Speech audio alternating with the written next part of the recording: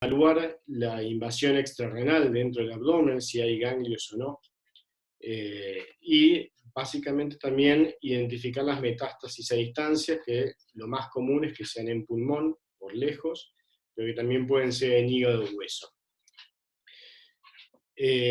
Una vez hecho el diagnóstico, una de las cosas que se plantea, ¿sí?, alrededor de lo que a veces hay bastante controversia, es el uso o no de la biopsia, ¿sí?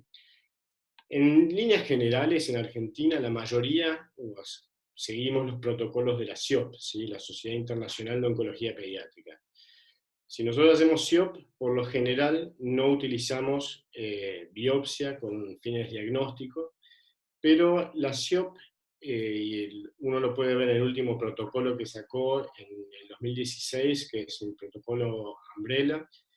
En este protocolo propone la biopsia en pacientes que tengan imágenes atípicas o que tengan características clínicas atípicas. ¿Sí? Es una recomendación bastante bastante laxa, pero que muchas veces nosotros que de repente nos dedicamos un poco más a la oncología, lo palpamos y lo vemos cuando tenemos pacientes donde uno no puede terminar de definir si de repente el tumor es intra o extrarrenal, si de repente nos pasó hace poco en el hospital un paciente que venía con una historia de traumatismo y no podíamos identificar si esto era un hematoma o era un tumor, ¿sí? O si es un absceso o un tumor, ¿sí? Hay imágenes quísticas del WIMS que a veces son bastante confusas y cuando uno plantea la posibilidad de iniciar quimioterapia de entrada, son cosas que uno capaz tiene en cuenta y con las que uno de repente podría indicar la biopsia en el caso de prequirúrgico.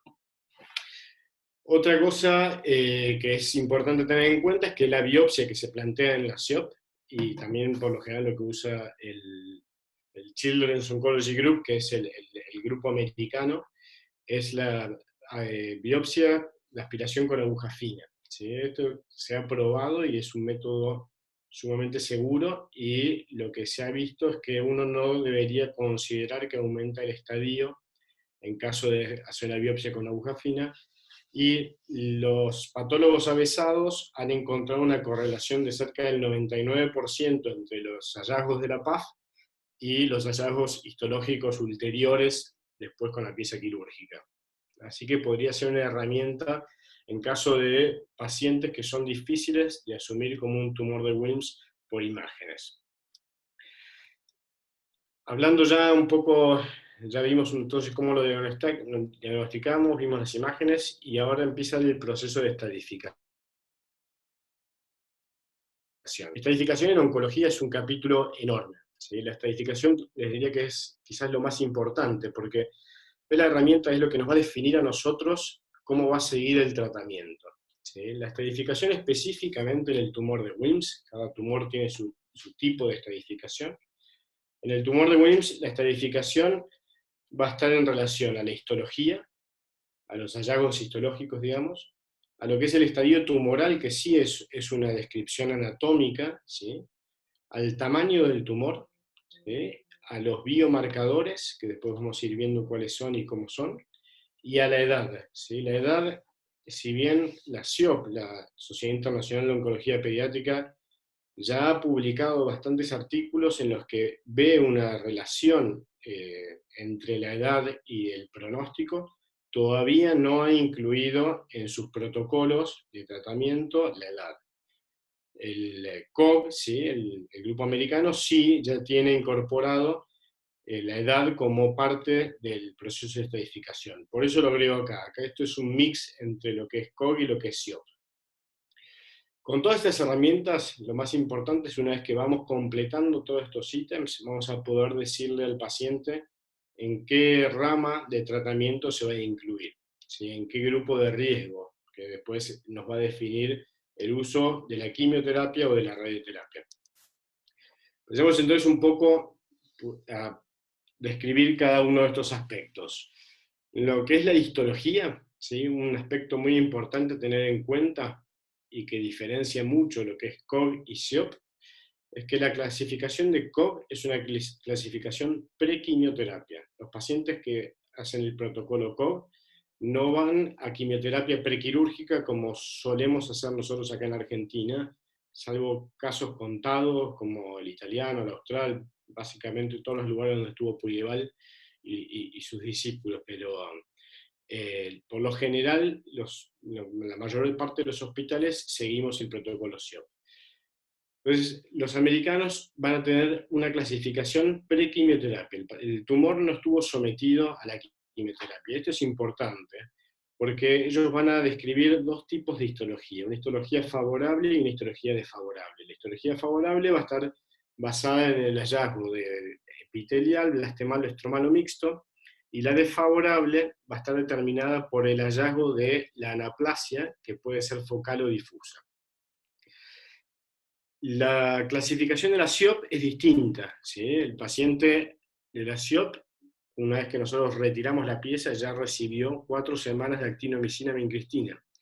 Entonces, el tumor ese ya está sometido a cambios secundarios a la quimioterapia. La SIOP lo va a clasificar en 3 grupos, en vez de 2, ¿sí? Lo va a clasificar en bajo riesgo, son tumores que por lo general son raros porque no es lo más común, en los que se encuentra 100% de necrosis y uno no encuentra tejido tumoral viable o residual. El grupo intermedio, ¿sí? Que son, ahí están los distintos tipos, el regresivo epitelial, estromal, blastemal, anaplásico focal, y el alto riesgo, que es donde predomina el blastema o la anaplasia difusa. En una salvedad acá, en COG, también se puede encontrar blastema, ¿sí? Pero el blastema que se encuentra en COG no es pronóstico, a diferencia de la SIOP. Cuando nosotros encontramos blastema, y predominantemente blastema post-quimioterapia, habla de una resistencia del tumor al tratamiento y a la quimioterapia. Entonces, esto es importante, si no es lo mismo el blastema de COG que el blastema de SIOP. Por eso COG no lo utiliza como un factor pronóstico y usa así la anaplasia focal y difusa, y en SIOP va a ser más importante el hallazgo de blastema como un factor pronóstico. Bien, en cuanto al estadio tumoral, ¿sí? Una de las cosas que es súper importante y donde nosotros como cirujanos tenemos una participación más activa. Esto lo conocen, es parecido a lo que les había hablado del TNM. Tenemos que el estadio 1 son tumores confinados al riñón y que se resecan completamente. Al costado ven ahí la grilla de lo que es la tabla de lo que es la estratificación. Yo lo simplifiqué, ¿sí? Hay un montón de puntos. Para mí es una manera simple de verlo, es el tumor, el estadio 1 es el tumor que el tumor queda confinado al riñón y se reseca completamente. No quedó nada, todo está dentro de la cápsula y no hay invasión fuera del parénquima renal. El estadio 2 es el tumor que atraviesa o sobrepasa los límites del riñón, ¿sí? Puede haber invasión del seno renal, del uréter, de los vasos, de la cápsula o del peritoneo, ¿sí? Esto nos habla de una mayor agresividad, pero por otro lado también es resecado completamente, si no quedó tumor en el paciente una vez que uno resecó la pieza. El estadio 3 es aquel en el que nosotros vemos que hay tumor remanente, ¿sí? Ya sea de manera visible porque no pudimos quitar todo el tumor, o porque uno encuentra en la pieza que los márgenes están comprometidos con tejido viable, ¿sí? También es estadio 3 la ruptura tumoral, ¿sí? Y también es estadio 3 cuando uno encuentra ganglios linfáticos positivos. Acá una pequeña salvedad, cuando nosotros hacemos protocolo SIOP y los pacientes reciben quimioterapia, a veces el tumor viable que uno podría encontrar dentro de los ganglios linfáticos desaparece. Entonces uno, si encuentra cambios post-quimioterapia dentro de los ganglios linfáticos, uno debería asumirlos como un estadio 3 como ganglios afectados. Esta era una de las grandes discusiones que había entre COG y SIOP, ¿sí? Porque se hablaba de que SIOP justamente hacía un downstaging, porque al darle quimioterapia, muchos pacientes con ganglios positivos dejaban de ser positivos y eran asumidos como un estadio 2 y no como un estadio 3, que COG, al ser cirugía de inicio, los encontraría. Después del estadio 4 son los pacientes con metástasis hematógenas, y acá no hay mucha vuelta, lo que les decía, por lo general son siempre metástasis pulmonares. Y el estadio 5 en realidad, si bien tiene una cronología numérica de 5, en realidad es un estadio que no tiene nada que ver, sino que son los tumores de Wilms bilaterales y que pueden ser más frecuentes en pacientes sindromáticos. Seguimos entonces con los distintos aspectos de la estratificación. El tamaño tumoral. El tamaño tumoral es algo que se fue agregando ya en los últimos años. ¿Sí? Acá hay una diferencia entre lo que es SIOP y SCOP. SIOP tiene en cuenta el tamaño tumoral por volumen. ¿Sí? El volumen se saca a través de las imágenes. ¿Sí? Si es mayor o menor a 500 mililitros, y esto se vio que tiene un factor pronóstico independientes, ¿sí? Pacientes con misma histología y mismo estadio y demás, pero con tumores mayores o menores a 500 mililitros, tenían un diferente pronóstico. Entonces eso se agregó a los protocolos de estadificación para hacer un factor independiente y determinar así el uso de mayor quimioterapia o, digamos, de agregar drogas o de prolongar el tratamiento. Por otro lado, lo que hace es tomar el peso del tumor, ¿sí? Entonces para la escuela americana, los tumores van a ser de mayor o de mejor o peor pronóstico si son mayores o menores a 550 gramos. El tema de los biomarcadores es algo que, bueno, hoy ya uno estudiando medicina lo escucha cada vez más y se va acostumbrando, pero se ha ido identificando los distintos biomarcadores en estos últimos años, y una de las cosas que agregó COG, la Escuela Americana, a su protocolo de estadificación, es la pérdida de la heterocigosidad de los cromosomas 1p y 16q. Ahí tienen el gráfico, lo que está marcado es un poco la diferencia en la sobrevida global y la sobrevida libre de eventos, que se ve que eso es un factor independiente pronóstico, ¿sí? Entonces, es algo que también se tiene en cuenta para poder determinar la conducta y el tratamiento a seguir. Y por último, la edad, que, como les decía, hoy solamente está incluida dentro de los protocolos de COG, no en los protocolos de SIOP, probablemente se vaya incluyendo porque es un factor pronóstico independiente, pero SIOP todavía no quiere darle tanto peso al tema de la edad como una variable a tomar en cuenta. Bien, entonces vimos temas diagnósticos, el tema de estadificación, y vamos a hablar un poco de lo que es tratamiento. Tratamiento en cuanto a lo que a nosotros nos compete, el tema quirúrgico. Hoy la cirugía que está recomendada es la ureteronefrectomía radical, ¿sí? Esto es lo que está recomendado para los tumores de Wilms unilaterales. Hay que hacer sí o sí el sampling ganglionar y es súper importante por el tema de la estadificación, como les comentaba.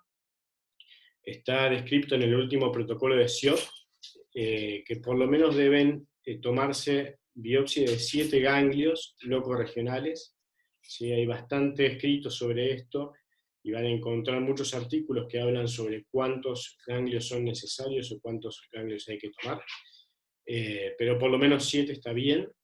Y lo que es sumamente importante también a tener en cuenta es la no ruptura tumoral, ¿sí? En este sentido hay que ponerse cómodos, hay que hacer una incisión amplia, ser delicados, y el beneficio de hacer el protocolo SIOP es que la quimioterapia produce una pseudocápsula un poco más gruesa y dura y permite o disminuye el riesgo de ruptura, ¿sí? Un poco por eso también es que SIOP estimula el uso de la quimioterapia prequirúrgica, ¿sí? La escuela americana, que hacen cirugía de inicio, y la SIOP, como les comentaba, hacen la postquimioterapia después de 4 ciclos. Después, hay algunos casos especiales en cuanto al tratamiento quirúrgico, ¿sí? SIOP tiene en cuenta algunas cosas específicas que salen en el último protocolo. Una de las cosas que surge es el tema de la cirugía como parte inicial del tratamiento en infantes menores de 6 meses. los toma con un grupo etario especial y particular.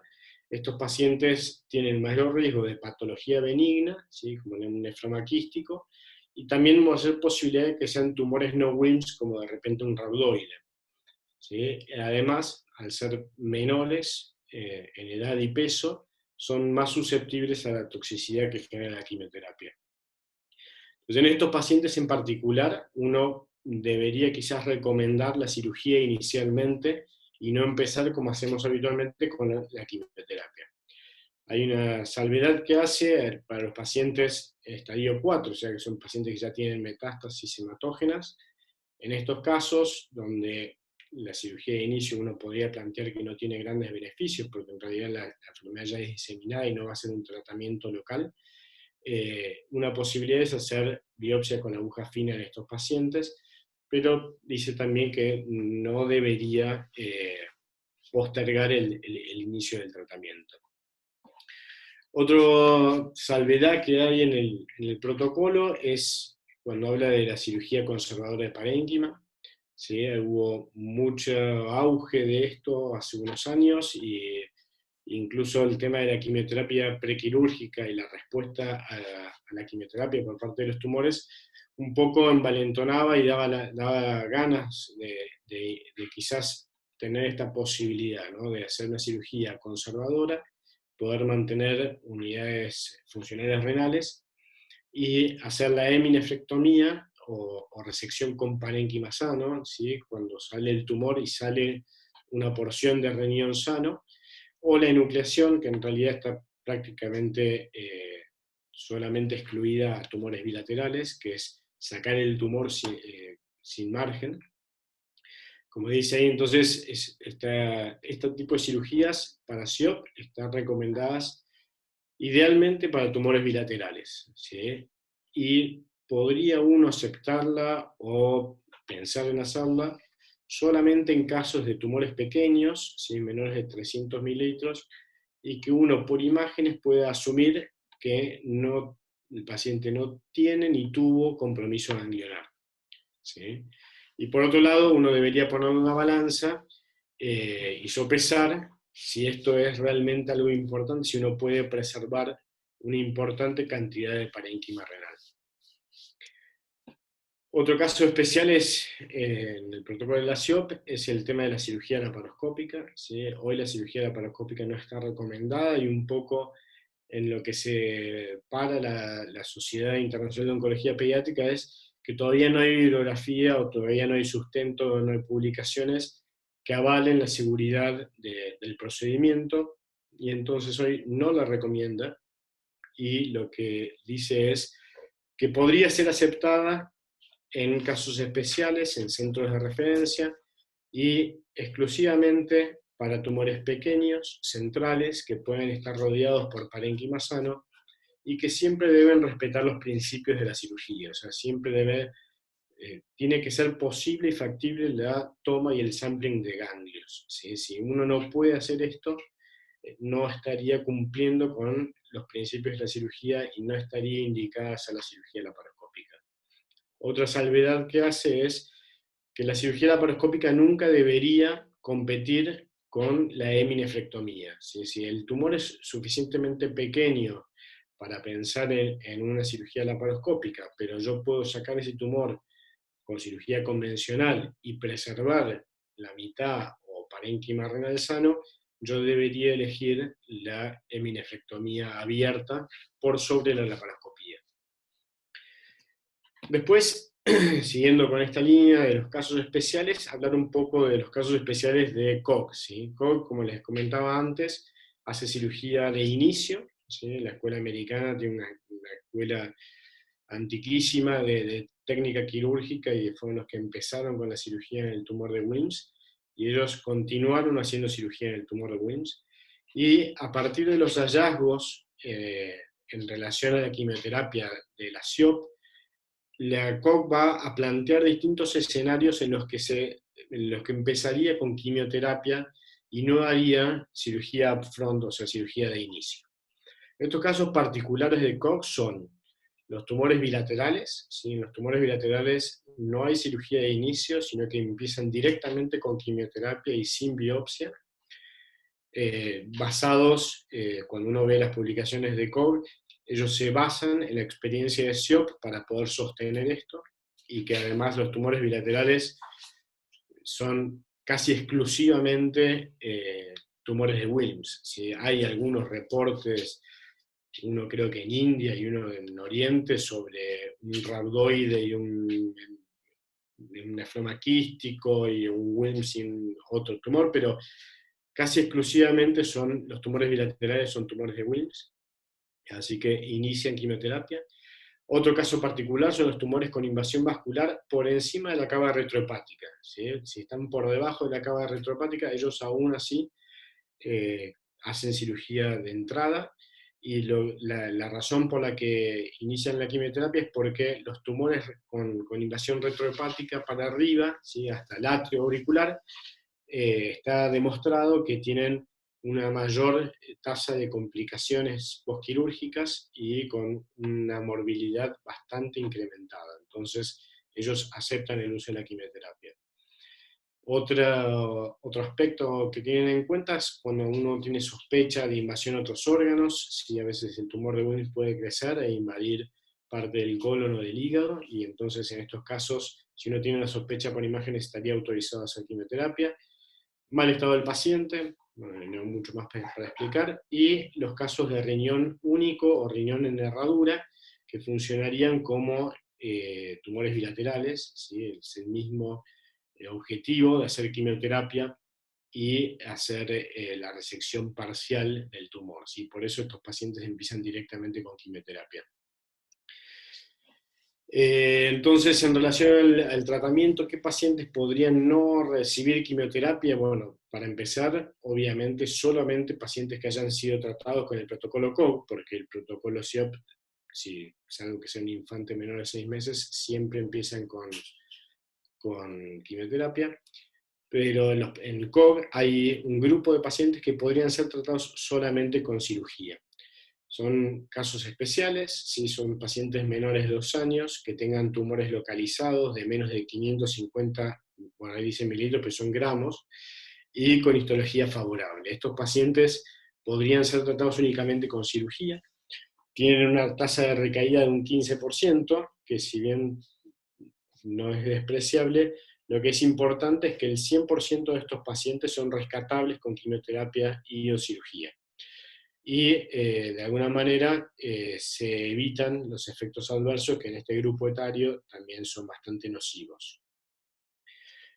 Hablando un poco de lo que es la quimioterapia posoperatoria para mí es tedioso de aprender y de saber, pero tratando de resumirlo,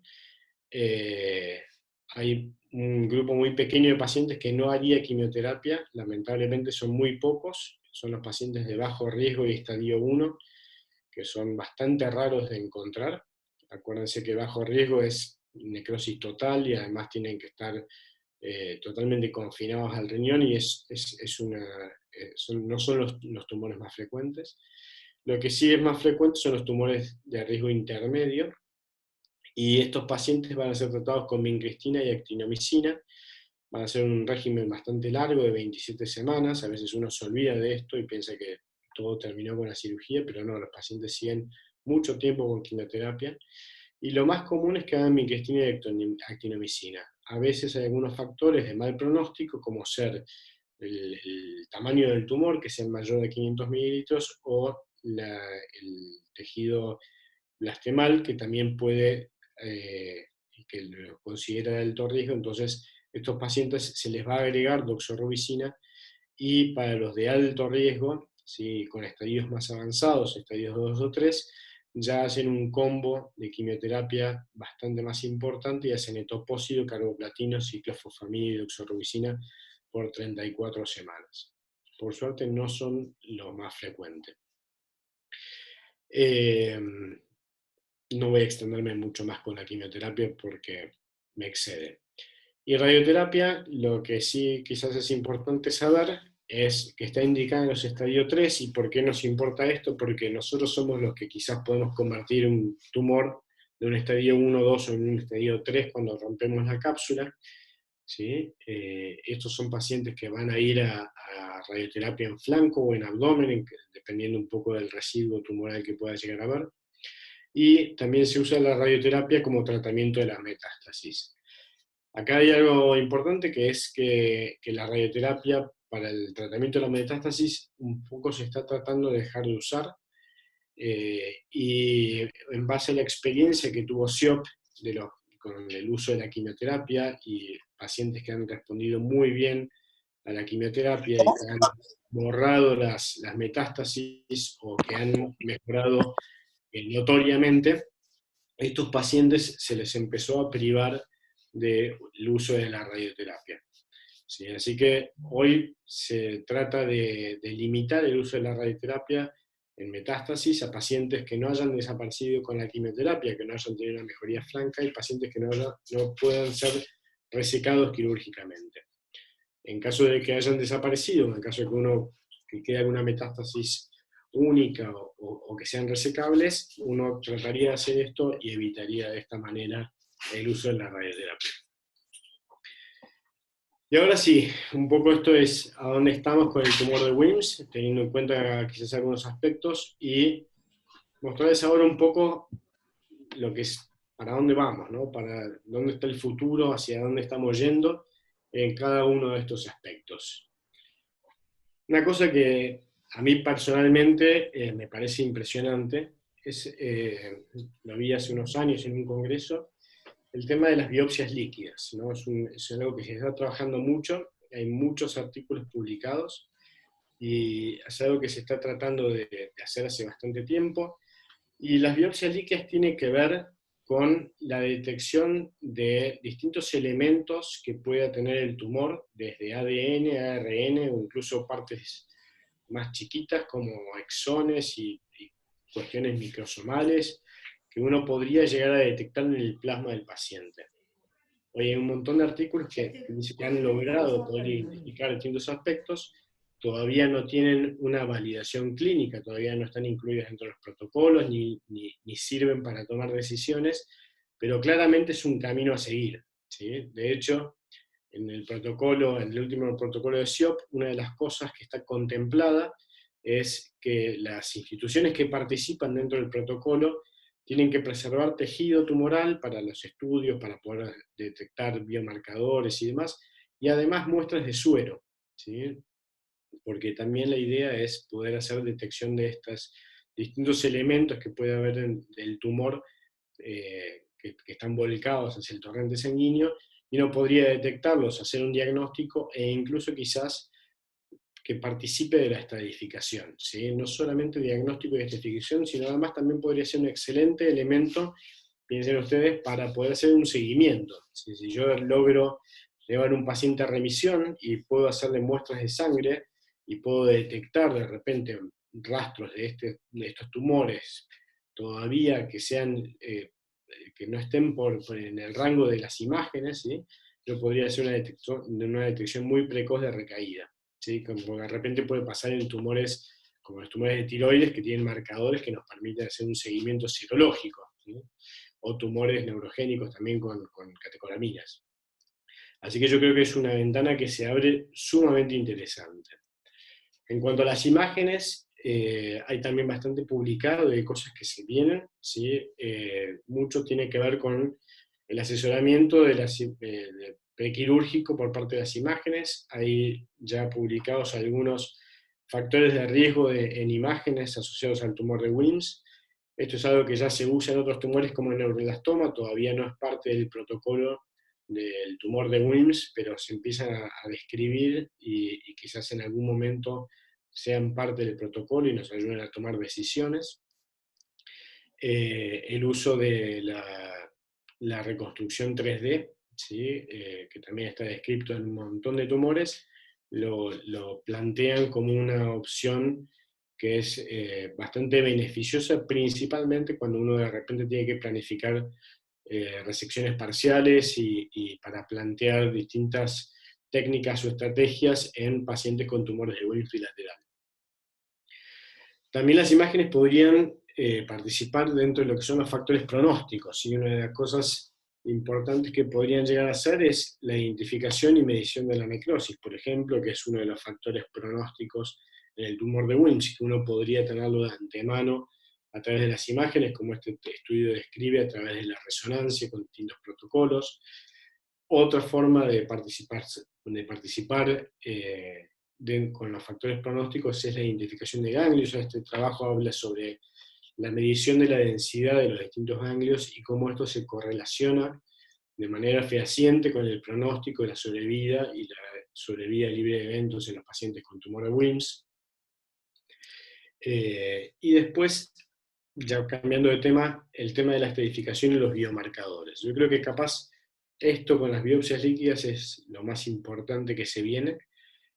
Hoy hay protocolos abiertos de SIOP, que están, el último protocolo de SIOP, de hecho, está tratando de validar el valor pronóstico de lesión del 1P, del cromosoma 1P, y está tratando de validar el valor del volumen blastemal. ¿Sí? Sabemos que haya mucho blastema es malo y que es de mal pronóstico, y se está tratando de ver si se puede trazar una línea de corte por encima de cuánto blastema es malo y por debajo de cuánto es bueno. Una de las cosas que se está viendo es que una posible línea de corte serían los 20 mililitros, pero bueno, a partir de este último estudio, que todavía sigue abierto, vamos a poder determinar eso. Y hoy COG está trabajando para validar la metilación del cromosoma 11p15, y esto es una de las cosas que también podrían incluirse dentro de los factores de riesgo de estratificación en el futuro próximo. ¿Sí? Ya hoy se está estudiando y terminando de validar con esto. Sin embargo, el camino acá es infinito. ¿Sí? Se están estudiando un montón de biomarcadores. Cuando uno se pone a ver distintos trabajos, hay un montón de líneas de trabajo. ¿Sí? Se está trabajando, por ejemplo, en mutaciones genéticas. El tumor de Wilms es rico en mutaciones genéticas y hay un montón de genes que se están codificando y haciendo detección de mutaciones. Se está haciendo detección de mini RNs que pueden estar up o down regulated, y entonces uno los podría detectar, y son también sustancias que uno puede detectar en plasma. Se están viendo el tema de aberraciones cromosómicas y también cambios epigenéticos, que son estas metilaciones o cambios en la cromatina que pueden trabajar o alterar la distinta expresión del gen. En estos casos, el gen, la codificación del gen es normal, pero podría haber cambios epigenéticos que modifiquen la expresión de los genes. Y todo esto es lo que se está estudiando. ¿Para qué? ¿Sí? Porque parece ciencia, parece chino básico, pero lo que se está tratando de ver y de identificar es poder ver qué tumor, qué paciente va a andar bien y qué paciente va a andar mal, qué paciente yo tengo que darle quimioterapia y qué paciente tengo que dar menos quimioterapia. ¿Sí? Esto es lo más importante, es el cambio de paradigma que se está pensando hoy, es tratar de pensar los pacientes como en qué grupo de riesgo caen. ¿Sí? Entonces, al que más riesgo tiene, más le doy, al que menos riesgo tiene, menos le doy. ¿Sí? Y los biomarcadores creo que nos van a ayudar un montón en eso. ¿Sí? Históricamente todos los tumores teníamos la edad, el peso y cuestiones así, porque era lo que veíamos y era lo que entendíamos. Nosotros había cosas que nos superaban. ¿Sí? Hoy el conocimiento ha avanzado un montón, ¿sí? El conocimiento de la fisiología intracelular ha cambiado un montón, y esto nos permite detectar todos estos cambios, ¿sí? Que aparecen en los tumores, no solamente para detectar pronósticos, sino también como un lugar donde nosotros podríamos tener terapia target, ¿sí? Inhibiendo o estimulando distintas cadenas de reacciones dentro de la célula. Avances en cuanto a la cirugía, ¿sí? Una de las cosas que todos los cirujanos pediátricos vemos en los congresos y demás es el tema del furor y el deseo por hacer la paroscopía, y creo que esto probablemente es algo que va a venir. ¿sí? De hecho, hay trabajos que plantean si uno no podría expandir un poco los límites que propone la SIOP, ¿sí? Los límites que propone la SIOP son estos que les había comentado, tumores pequeños, que sean centrales, que estén rodeados por parénquimas sanos, ¿sí? Pero ya hay bastantes grupos de trabajo en Alemania, en Brasil, en distintos lugares donde están haciendo cirugía laparoscópica, donde están llevando un poco más al límite los límites, y que les está yendo bien, ¿sí? Estos lugares es importante tener en cuenta que son centros de referencias. Lo hacen cirujanos oncológicos que han operado tumor de Wilms, que tienen experiencia en tumor de Wilms, que saben cómo son, que saben cómo hay que operarlos, que saben cómo hacer el sampling y saben lo importante de todos los criterios que tiene que tener la cirugía. Y estos mismos cirujanos son los que están empezando a hacer cirugía laparoscópica y empezando a juntar información y publicar información que de alguna manera valide la utilización de la laparoscopía. Un poco la cirugía conservadora que les comentaba, ¿sí? Tratando de preservar el parénquima renal, fue un auge y ha caído un poco en desuso el entusiasmo. Una de las cosas que se publica, se lee, es que no hay tanto beneficio en la cirugía preservadora. De hecho, una de las cosas que dice es que la, la función renal después de una cirugía estaría más relacionada a una hipertrofia y a un aumento de la función renal compensadora que a la preservación misma de nefronas. Entonces, no habría un beneficio muy real, y lo que plantean con esto es cautela, ¿sí? Quizás poner bien en la balanza cuánto parénquima renal yo puedo salvar, y del otro lado de la balanza el riesgo de convertir un tumor en un estadio 3 si yo lo atravieso, o si yo no dejo márgenes, o yo no lo reciclo por completo, ¿sí? Entonces es algo que hay que hacer con bastante cautela. En cuanto a la quimioterapia y la radioterapia, lo que se está haciendo, el camino que se está tratando de seguir, es disminuir las dosis y uso de la doxorubicina. Sí, el uso de antraciclínicos son las drogas más tóxicas en el tratamiento del WIMS. La doxorubicina tiene un efecto cardiotóxico, eh, y la verdad que lo que se ha hecho es bajar bastante las dosis. Si SIOP utilizaba una dosis total de doxorubicina en 300 y lo bajó a 150 porque Koch demostró que el uso de doxorubicina con una dosis máxima de 150 era suficiente y no disminuía la sobrevida global. Ahora SIOP lo redujo en este último protocolo, y también limitó el uso de la doxorubicina, lo quitó de pacientes que tenían buen pronóstico y lo reserva más que nada para pacientes de mal pronóstico, como pacientes con tejido blastemano o con tumores mayores a 500 mililitros.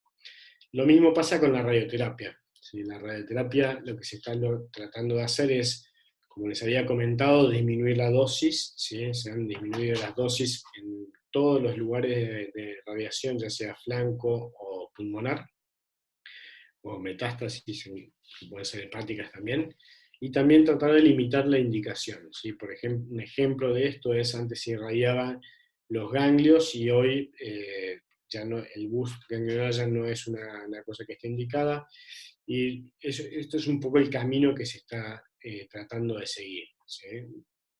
Un poco tratar de ver hasta cuánto le puedo sacar, al revés, no tanto ver cuánto le puedo agregar, sino cuánto le puedo sacar. Por eso me gustó esta frase que decía: la perfección no se alcanza cuando no hay nada más que añadir, sino cuando no hay nada más que quitar, ¿no? Entonces, ya vimos que los curamos y los salvamos con quimioterapia y radioterapia, ahora veamos cuál es lo mínimo que le puedo dar, ¿no? Ese es un poco el camino que se está siguiendo con estos tratamientos. Y un poco a manera de conclusión, nada, un poco lo que hemos visto en esta pequeña charla es que se han logrado avances enormes en la sobrevida general y en la sobrevida libre de eventos, ¿sí? Desde el 0% hace poco más de 100 años. Hoy los pacientes con tumor de Wilms tienen una sobrevida arriba del 95%, Y sí, es verdad que hay casos especiales que hay que ver qué pasa, los pacientes que son resistentes al tratamiento, los pacientes recaídos y los pacientes con tumor de Wilms bilateral que no alcanzan estos números, pero en líneas generales, la verdad que ha sido un éxito lo que se ha avanzado. Y otra cosa importante es que hay un montón de protocolos hoy que están investigando y tratando de descubrir formas de diagnosticar, como les comentaba, nuevas formas de estratificar y nuevas formas de tratar y de avanzar en esto para ofrecer lo mejor a los pacientes. Creo que el desafío es hoy de la medicina, de la oncología, de la cirugía y de todos los que hacemos esto, es identificar el mejor tratamiento con los menores efectos adversos y, para terminar, creo que mantenerse actualizado, ser responsable, ¿sí? Incluirse dentro de un protocolo para el tratamiento de estos pacientes es lo que nosotros como cirujanos pediátricos podemos hacer para colaborar con todos estos avances. Así que bueno, doy por terminada la charla. Si alguno tiene ganas de hacer preguntas, si todavía tenemos tiempo, no sé ni qué hora es, pero bueno. Bueno, Nacho, muchas gracias. Creo que fue una charla re clara, concisa y con puntos, digamos. Así que te felicito y te agradezco. Hay algunas preguntas, yo noté un par y acá escribieron en el chat. Karina pregunta, dice, en el caso de los biomarcadores, si ya se ha operado alguna vez algún paciente a quien se le haya realizado esta clase de estudios o solo algo que aún están estudiando. No sé qué, eso es bastante nuevo. Sí, no, en el hospital no los hacemos, estamos recién empezando con algunas mutaciones, pero la cuestión de esto depende mucho de cuán equipado esté el servicio de anatomía patológica, pero ya está incluido dentro de los protocolos, o sea, en realidad en los protocolos de Cox, ¿sí? Todavía en protocolo SIOP todavía no está incluido, de hecho, este protocolo Umbrella, que es el último, el de 2016, es el que los está incluyendo, pero para validarlos, no son parte de lo que es el protocolo de la SIOP establecido para el resto de los países. Bien, bien. Y Nacho Boys pregunta si en el protocolo SIOP, si la estadificación post-quimioterapia no responde, ¿cuál sería tu conducta a seguir? Si va a cirugía o se hace un nuevo En realidad ciclo. el protocolo SIOP lo que establece son 4 ciclos de actinomicina vincristina y después es momento de cirugía, ¿sí? Incluso en caso de no responder, uno podría adelantar la cirugía, ¿sí? En realidad uno espera las 4 semanas si vemos respuesta. Si no vemos respuesta es cuando nos preocupa y puede ser que adelantemos la cirugía porque una de las posibilidades que siempre tenemos que tener en la cabeza es que esto no sea un tumor de Wilms y que no responda por eso, ¿sí? Que sea un tumor rhabdoide y que no va a responder ni le va a servir la quimioterapia y que en realidad lo que el paciente necesita es cirugía, ¿sí? Entonces, lo que yo le diría es 4 ciclos de actinomicina Cristina, arrancamos. Si vemos que está mejorando, y esto se ve clínicamente, incluso los oncólogos en el hospital, el seguimiento es clínico, les tocan la panza y uno tiene que ver que el tumor realmente se achica, ¿sí? Entonces, si uno puede ver eso, sigue adelante, cumple los 4 ciclos, tomografía y va a cirugía. Si vemos que no funciona, ¿sí? Quizás, como les decía, hasta no esperemos las 4 semanas y adelantemos el momento quirúrgico. Bien, ¿y cómo lo controlás? ¿La haces solamente clínica, no le repetís tomografía ni nada? No, se puede hacer una ecografía en el medio y le Bien, hacemos por lo general la tomografía ya cerca de las 4, o sea, cumplida las 4 semanas de quimioterapia. perfecto. Y otra pregunta de Nacho es, en el protocolo COP, ¿cómo se elige la quimio en base a los ganglios afectados? En base a los ganglios afectados, o sea, la quimioterapia postquirúrgica. Claro, Bien, sí, sí, en porque los ganglios afectados en realidad lo que nos va a definir es la estratificación tumoral, ¿sí? Acuérdense, cuando uno piensa en la estratificación tumoral, como una estratificación anatómica, ¿sí? Un ganglio afectado es tumor más allá del riñón, ¿sí? No es metástasis hematógena, es metástasis locorregional, pero es tumor más allá del riñón. Y entonces uno, para poder interpretarlo, lo asume como un estadio 3, ¿sí? Un estadio 3 con ganglios afectados, y hace la quimioterapia en base a eso, ¿sí? Bien. Zaida Castillero, te están apareciendo preguntas, Nacho, ¿no? Así que si tenés tiempo. Zaida Castillero pregunta, en caso de persistencia de trombos post-quimioterapia, ¿cuándo realizo la trombectomía? Bien. Bien. Por lo general, ¿sí? Es lo que uno siempre Sí. escucha, por lo general, muchos trombos remiten, ¿sí? Y eso está buenísimo. Cuando no remiten, no hay más nada que hacer. Lamentablemente hay que entrar y operar, ¿sí? Uno puede extender capaz hasta 6 semanas de quimioterapia, pero no mucho más de eso, porque lo que no se fue al principio no se va a ir. ¿Sí? O sea, uno no es que va a seguir haciendo quimioterapia hasta que desaparezca, porque puede ser que no desaparezca también. ¿Hemodinamia? No. Para sacar el trombo, no, el tratamiento es quirúrgico. Bien. Después habrá que ver por la extensión del trombo si esto hay que hacerlo o no con cardiocirugía, que a veces sí es verdad que hay que poner los pacientes en bomba, hay que sacar el tumor desde la aurícula, si se hace un abordaje al revés, uno empieza desde la aurícula, saca el trombo y después va a sacar el tumor, pero por suerte no son los más. ¿Sí? A veces lo que vemos es que si hay grandes trombos, sí, lo que puede ser es que persistan, pero se achiquen sustancialmente y entonces disminuyan hasta por debajo de la cava retropática y entonces sí son accesibles con la cirugía abdominal, con la cirugía del tumor, digamos. Bien. Una pregunta más. Juan Pablo Lenguas pregunta si tiene alguna medida o protocolo intraoperatorio en caso de rotura intraquirúrgica. No, No hay no, nada. estás en el horno. O sea, si rompiste el tumor, es un estadio 3. Eh, Hay algunas observaciones, si fue ruptura intraabdominal, si fue ruptura, pero en realidad el tumor estaba afuera. Para mí, en ese sentido, lo más importante, lo que tiene que primar es el paciente y en ese sentido ser como sincero. Uno lo siente a veces como un gran fracaso. A mí me ha pasado, creo que cualquier cirujano que haya estado suficientes tumores, alguno se va a romper. Eh, Nada, reconocerlo y el paciente lamentablemente a estadio 3 y lamentablemente a la radioterapia abdominal. Bien. Bueno, preguntas no hay. Yo quería preguntarte si, en cuanto a la laparoscopía, si vos tenés experiencia o si hiciste algún tumor de Wilms hechos hijos por laparoscopía. No, no, la verdad que no tengo experiencia. En mi hospital el servicio de oncología no es laparoscopía friendly, pero en líneas generales.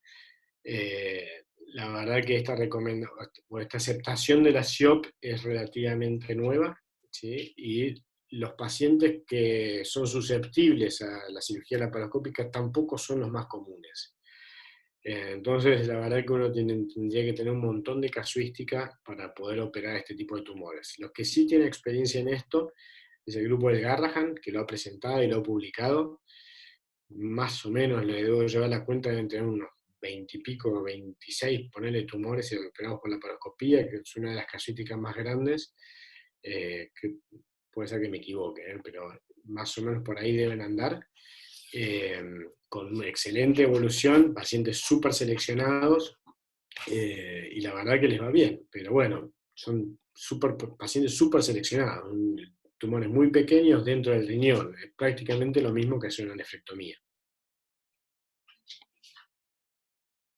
Nacho, un abrazo desde Montevideo. Un abrazo. ¿Cómo andas, Héctor? Todo bien, todo bien, todo bien. Escuchándote atentamente y creo que los cirujanos pediátricos que hacen oncología pueden incidir mucho más en los protocolos, por ejemplo, en la cirugía ahorradora de nefronas, sobre ponernos de acuerdo bien qué es lo que uno va a hacer y qué es lo que uno no va a hacer, porque es todo a ojo, o sea que no está tan, así como está protocolizada bastante bien la cirugía abierta, en la laparoscópica como que no está muy protocolizado nada, pero en la abierta, cuando haces cirugía ahorradora de nefronas, eso de pasar por la cápsula o justa capsular a 1 milímetro, a 3 milímetros, digo, hay cosas que uno puede todavía incidir desde el punto de vista quirúrgico. No, seguro, seguro. En protocolo SIOP, un poco lo que hablan, siempre todas estas cosas que son tan cerquita del límite, siempre lo deja sujeto a la decisión en comité, ¿no? Dice que esto se tiene que tratar y decidir en un comité de tumores. y puntualmente en esto que vos decís, sí, lo único que habla es una recomendación de por lo menos 1 milímetro de parénquima renal sano como un límite aceptable, ¿sí? Un margen de seguridad.